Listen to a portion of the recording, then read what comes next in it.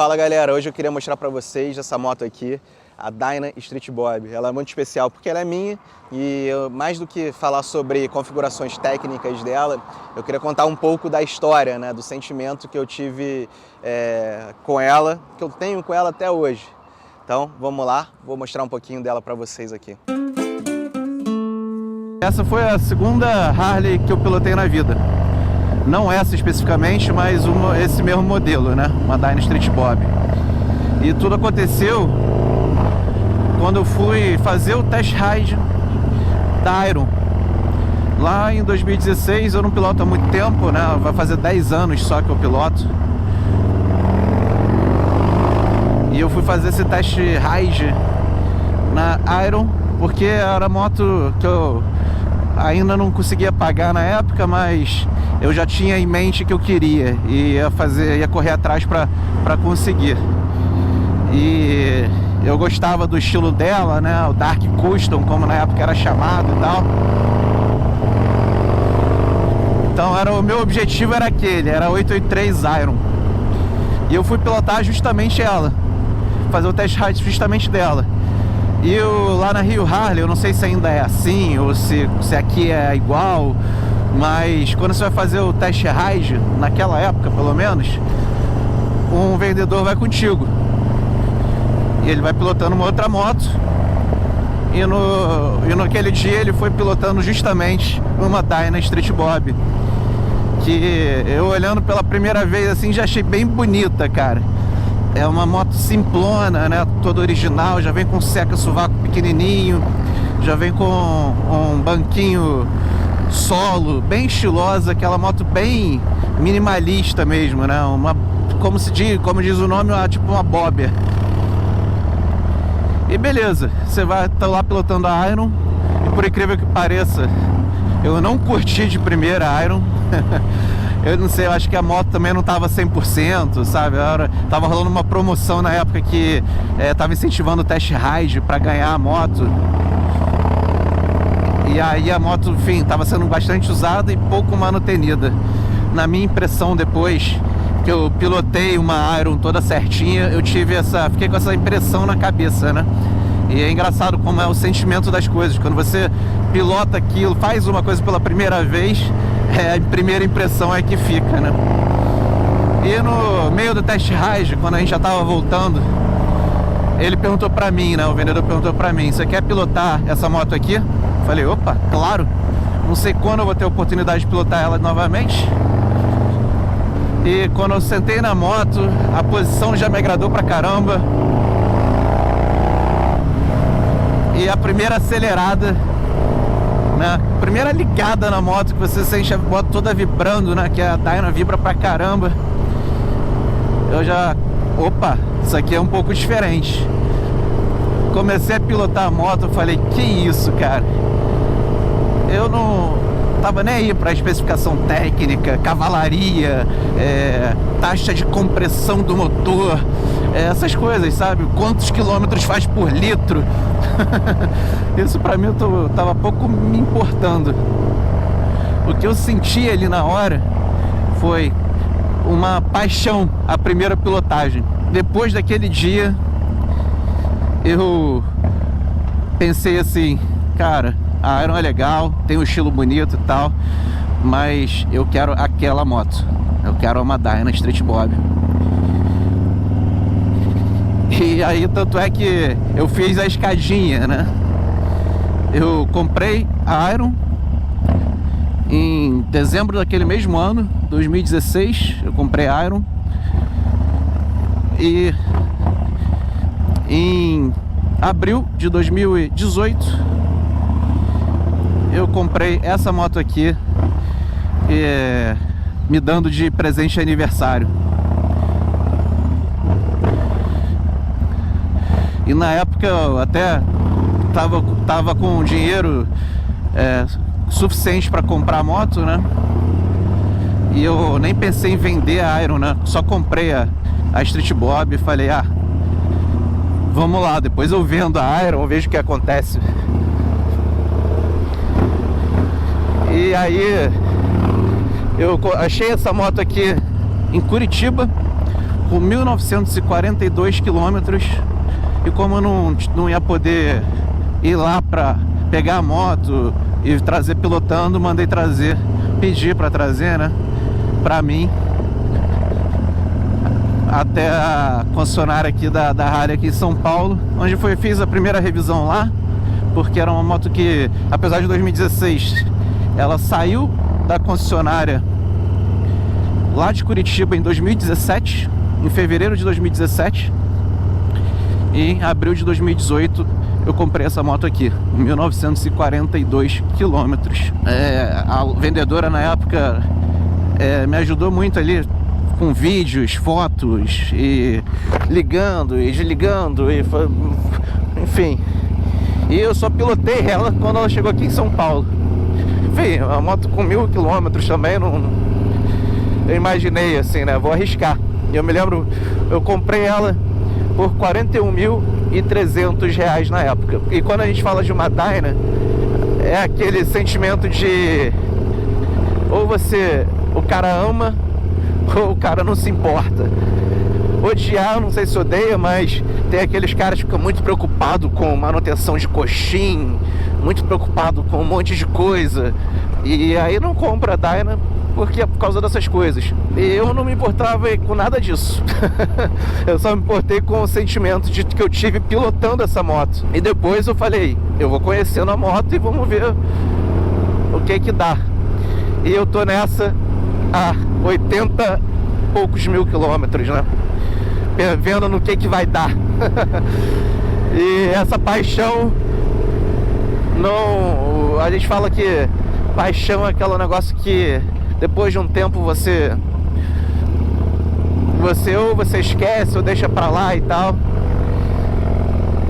Então isso aqui já virou um caso de amor, né? Eu já gastei tanto tempo, tanto dinheiro e tal, e não porque, não, com pensamento de vender, ou pensamento de porra, não vou usar pra não ter quilometragem, pra não, enfim, pra não gastar a moto pra vender o caramba.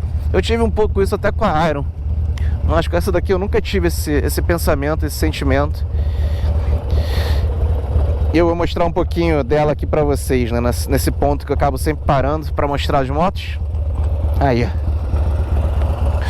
ela eu falo que eu gastei muito tempo e dinheiro porque eu já mudei muita coisa nela, né? Trouxe algumas coisas de fora, com o caso desse fairing aqui, que não tem, essa marca você não encontra aqui no Brasil. Hoje em dia você tem empresas que fazem parecido com esse, mas não é igual. Trouxe lá de fora. O banco também não tinha nenhum parecido na época aqui. Acabei trazendo de fora também. O escapamento comprei aqui no Vansin Hines. Eu já tive ponteira, já tive escapamento, esse é o terceiro ou quarto escapamento. Já troquei pinça de freio, essa pinça da Touring, que uma das coisas bem ruins dessa moto é justamente o freio. Então já melhorei o freio dela, pinça de Touring, tanto na frente quanto atrás, já melhorou bastante a frenagem dela. Amortecedor também, é um Fox, que também trouxe lá de fora, não tem aqui no Brasil, não tinha aqui no Brasil para vender na época. Hoje em dia acho que também não tem, você precisa trazer caso você queira alguma coisa assim. Existem outras soluções e tal, mas é isso. A moto tá suja, eu voltei a andar com ela no dia a dia. A moto sensacional, cara. E vou mostrar um pouquinho do ronco dela, que tá com motor 103, original ela 196, aliás, desculpa. Tá com 103 e com um comandinho aí.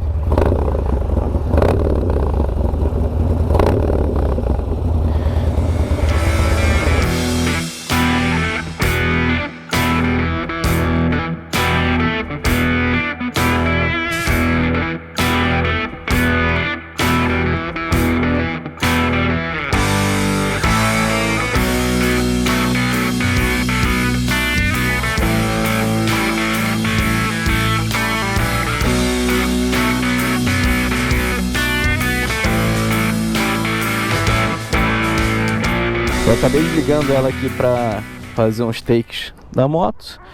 E é legal que aí eu mostro pra vocês ela ligando quando quente. Se o FOB reconhecer que a bateria tá acabando. Vamos lá.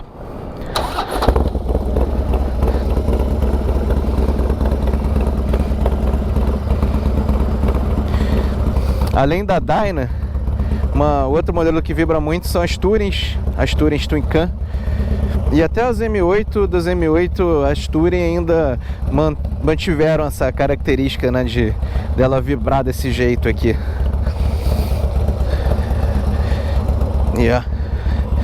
Vamos lá então.